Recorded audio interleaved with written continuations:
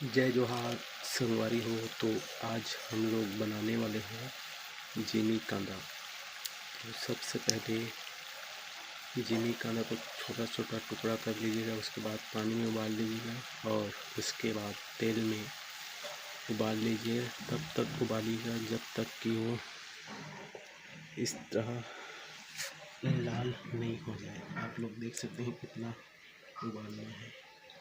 तो चलिए उबालते हैं आगे।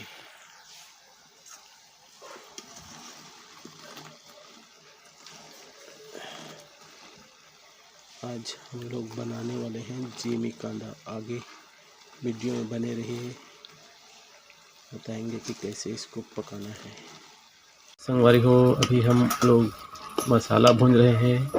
आज बनाने वाले हैं जिमी कांदा।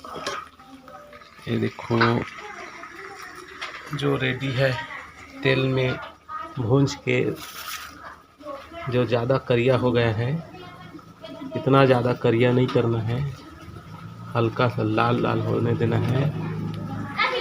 तो चलिए अभी क्या क्या लगता है जिमी कांदा में सामान देखो। टमाटर, खत्री, लाल मिर्च वगैरह वगैरह।